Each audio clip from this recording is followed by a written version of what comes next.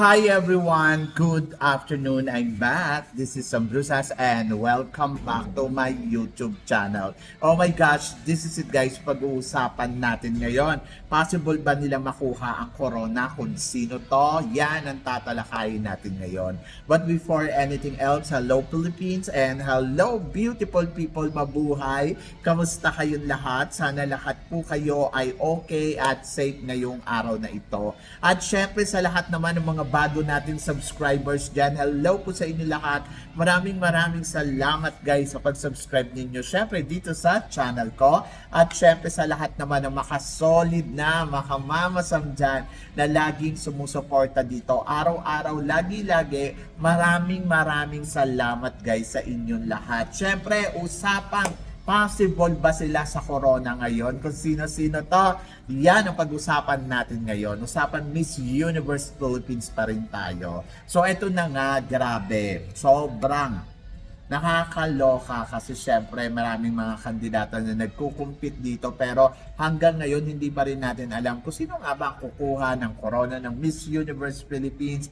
Sino nga ba ang mapupunta sa supranational? Sino nga ba pupunta sa Miss Cosmo? Ang mga front runner din kasi ng competition dito ay malalakas at talaga namang wala akong masabi sa lakas nila dahil talagang umaariba sila ng bonggang-bongga at mahirap sila gibain ng ganun-ganun lang. Like example, pambato ng La Union for the Miss Universe Philippines. Talagang hindi basta-basta to malulusutan ng ganun-ganun lang. At kahit pa sabihin natin ngayon sa April Smith, nako, possible din kumuha talaga ng corona ng supranational. At kahit din si Taguig, nako, mahirap din talaga siya gibain, lalo na pag nakarating to sa top 5 ay nako, matakot na kayong lahat. Kasi alam naman natin, pagdating sa communication skills ay talagang may ibubuga talaga ang pambato ng Taguig, di ba? Kaya naman ang mga candidates dito sa Miss Universe Philippines, hindi mo pwede i-underestimate, lalo na yung mga front runner. Ibang front runner, to sinasabi nila, nako, dati naman ang mga front runner, hindi naman sila nanalo. Dati yun. Pero ngayon, ibahin mo ang mga front runner ngayon kasi nga, hindi sila basta-basta front runner. Like, example, si Nicole Borromeo. Nako, magtiwala ka pagdating sa Q&A, alam mong talagang kukuda yan. Tapos, eto din si Taguig, si La Union, di ba? Si Baguio, malalakas sila eh. Sila yung mga tipong hindi sila basta-basta talaga na front runner lang. Alam mong may mapatunayan at may ibubuga talaga, di ba?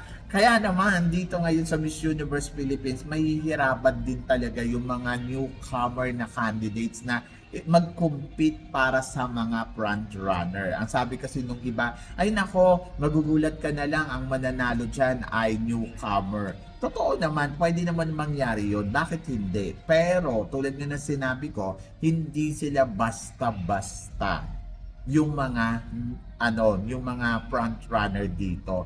Kasi alam mong may ibubuga sila pagdating sa communication skills. Alam mong marunong silang kumuda at alam mo na kaya talaga nila na sumabay, makipagkabugan. Kaya yun yung abangan natin sa competition na to. So sa ngayon, halimbawa, sabing ganun, possible bang manalo si Pampanga ng Miss Universe Philippines? To be honest, kung gagalingan talaga ni Pampanga, yes, nakikita ko na pwede siyang makasungkit ng corona ng Miss Universe Philippines. Bakit hindi? Maganda si Pampanga, may ibubuga talaga yung beauty niya. Pero tulad din ng sinabi ko, depende yon sa magiging laro ni Pampanga dito sa competition. Depende yon kung paano niya kukunin talaga ang corona ng Miss Universe Philippines. Kasi tulad na sinabi ko, hindi basta-basta magigiba ng ganun-ganun lang yung mga front runner. May chance si Pampanga na masungkit ang corona ng Miss Universe Philippines kung gagalingan niya talaga ng bonggang-bongga. So, pagdating sa communication skills, pagdating sa execution, at higit sa lahat, syempre, doon sa kanyang materials na gagamitin, lalo na sa finals, depende yan sa lahat ng galawan niya. Pero tiwala ako, dahil may height at beauty si Pampanga, pwede niyang makuha talaga ang corona ng Miss Universe Philippines at alam mo, na possible din talagang mapunta sa kanya to dahil may ibubuga din naman yung laban niya. Yung iba, sinasabi hindi ganun kalakas, pero ako naniniwala ako na ay nako, sobrang mahihirapan talaga ang mga ano din dito, front runner kay Pampanga kasi pwede din talaga ni Pampanga ma-elbow sila ng bonggang-bongga, di ba?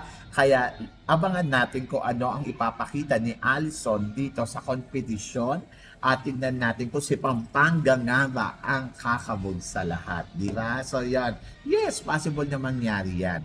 Punta naman tayo dito kay Tarlac. Yes, si Miriam ba? Mirnan. So ako para sa akin, pagdating kay Tarlac, yes, beauty niya, swak na swak talaga at pasok sa banga. So, pwede siyang Miss Universe Philippines, pwede din siyang mag-supranational. Katulad din ni Pampanga, pwede din pa pang-supranational. Kung makukuha ni Pampanga ang corona ng Miss Universe Philippines, pwede naman mapunta kay Tarlac ang supranational because of her beauty.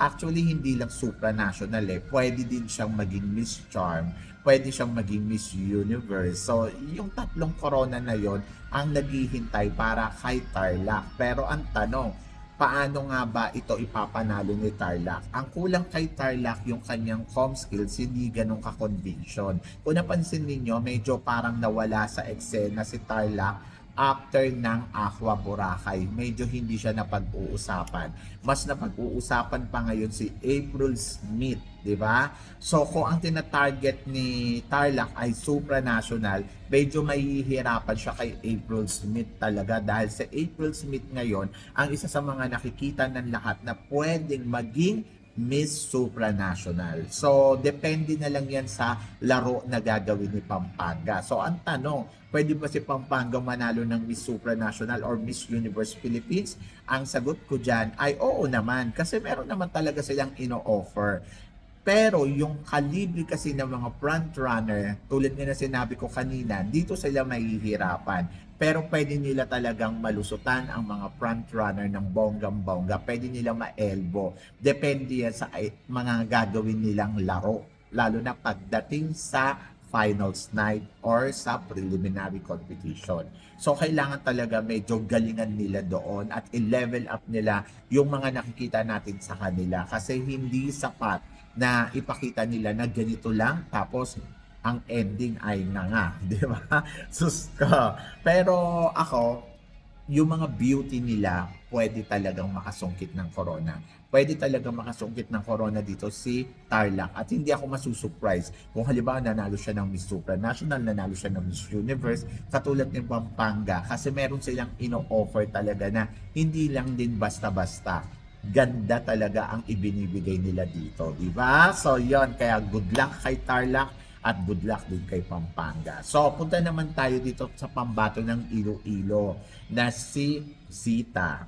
Si Sita din daw ba, pwede daw bang manalo ng kahit anong corona dito or ng Miss Universe Philippines? So, ako para sa akin, pwede, possible na pwede siyang manalo ng Miss Universe Philippines kung gugustuhin ninyo dahil lumalaban naman si Iloilo, di ba? At nakita naman natin na talagang ibinibigay talaga ni Iloilo na 100% yung galawan niya dito. Bukod doon sa Miss Universe Philippines, pwede din makuha ni Miss Iloilo ang Cosmo. Bakit hindi? Yung karakteristik niya, fit na fit doon. Plus, yung beauty niya talagang, ay nako, pwede din kumabog. So, hindi imposible na mapunta kay Iloilo ang isa sa mga corona dito ng Miss Universe Philippines. Kung hindi man niya makukuha ang Miss Universe Philippines, pwede namang mapunta sa kanya ang Miss Cosmo. And then, depende yan sa ipapakita niya sa finals night, depende sa laro na gagawin niya, kung kaya niya nga ba elbuhin, halimbawa, si Taguig or kaya si Nicole Bermeo, na kung sino man yung mga candidates na front runner dyan na ang tina-target naman ay Miss Cosmo. And then, kung sakaling kaya niyang malagpasan yan, walang magiging problema. But for now, kailangan talaga nilang pag-aralan, kailangan nilang paghandaan yung mga darating pang laban. Kasi doon magkakaalaman. So may chance sila, ayun nga, nakapasok nga sila sa Aqua Boracay, di ba? Swimwear competition.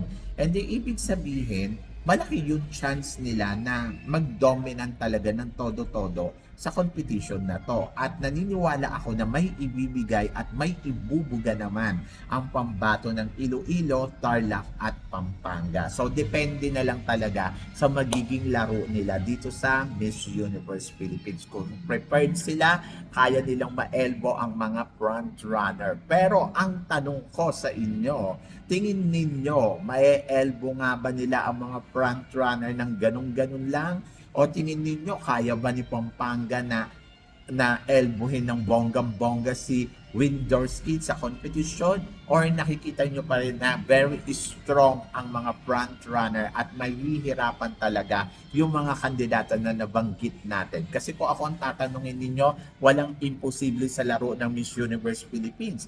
At nakikita ko, yes, kaya ni Miss Iloilo, Miss Tarlac at saka Miss Pampanga na mag-uwi ng corona dito sa Miss Universe Philippines. So, tingnan natin kung sa kanila nga ba yung mga corona na nabanggit natin. Like example, Pampanga for the Universe, Tarlac for the Supranational, and then Iloilo naman for Miss Cosmo. So, anong tingin ninyo? Fit ba sila para sa koronang mga napag-usapan natin ngayon? So please comment below para at least malaman ko naman kung ano naman ang chika mo dito sa mga tinatalakay natin. Syempre maraming salamat po sa inyong lahat sa support at pagmamahal na binibigay ninyo syempre dito sa channel ko, at sa mga hindi pa nakaka-follow or nakaka-subscribe, please don't forget to click like and subscribe my channel at i-click nyo na rin po ang notification bell to more updated syempre sa aking mga chika. Sabi ng ganon, always keep smiling and laban lang. So guys, hanggang dito na lang, hanggang sa muli nating chikahan. See you tomorrow. Thank you guys!